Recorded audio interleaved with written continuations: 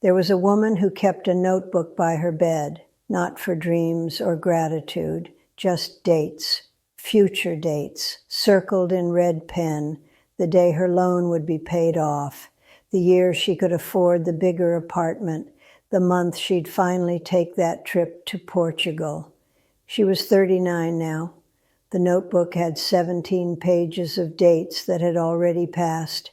Every morning she woke up at 5:45, shower by 6, coffee in a travel mug because there was no time to sit, out the door by 6:30, at her desk by 7:15 before most people arrived, because being early meant something.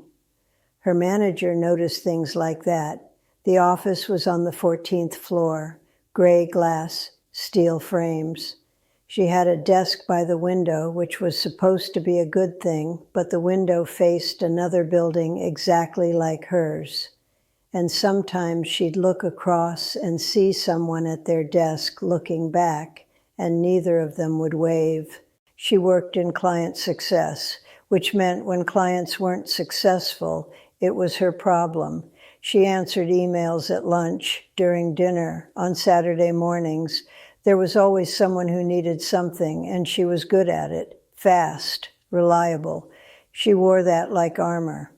Her apartment was small, one bedroom in a neighborhood she told people was up and coming. She'd lived there for 6 years, kept saying it was temporary.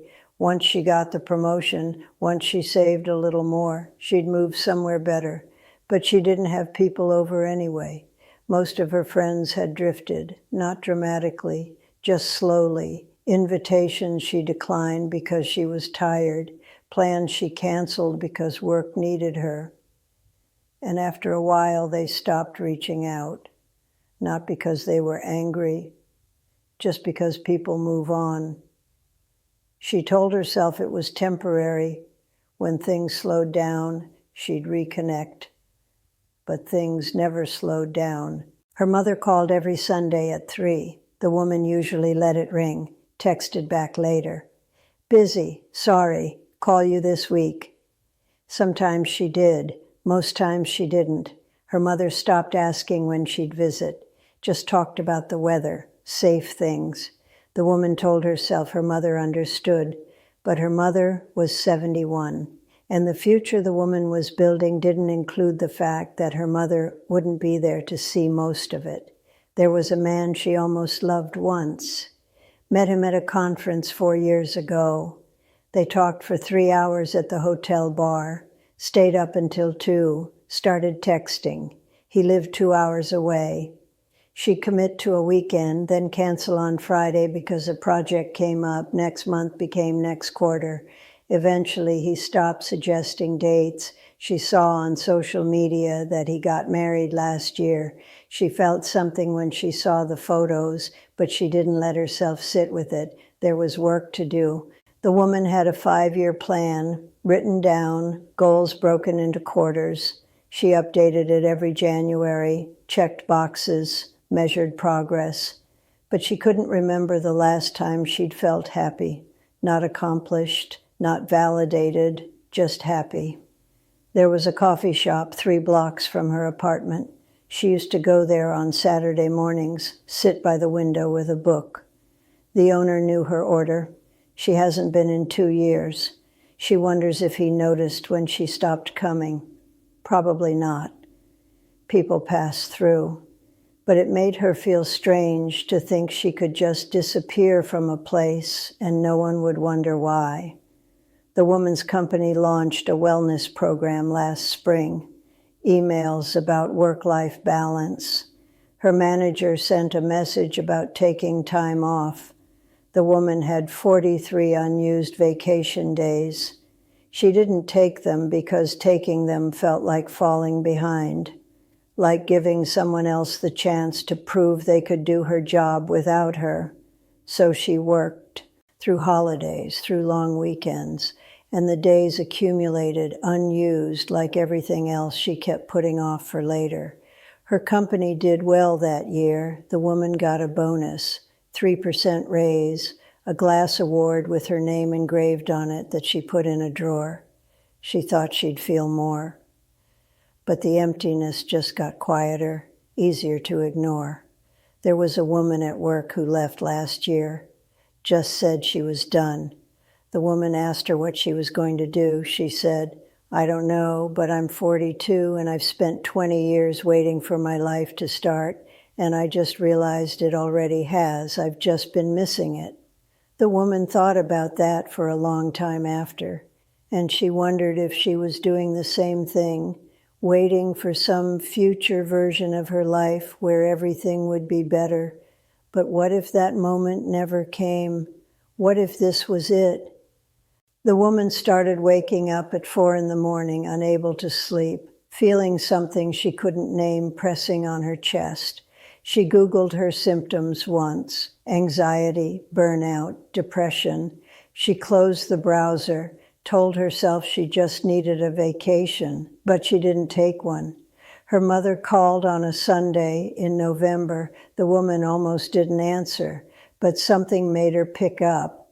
Her mother's voice sounded smaller than usual. She'd fallen, nothing serious, just slipped, but she was shaken, wondering if the woman would come home for Christmas. The woman said she'd try, but even as she said it, she was already thinking about year-end reviews, budget planning. Her mother said okay, said she understood, but there was something in her voice, a resignation. The woman hung up and sat on her couch in the dark, and for the first time in a long time she let herself cry, because her life was exactly what she'd built it to be: efficient, productive, successful, and completely empty. She thought about the notebook by her bed, all those dates circled in red, and she realized something. She'd been living in the future for so long that she'd forgotten how to live in the present. Every moment was just a step toward the next thing. And she'd convinced herself that once she achieved enough, saved enough, became enough, then she could stop, then she could be happy. But the future kept moving, and the present kept disappearing.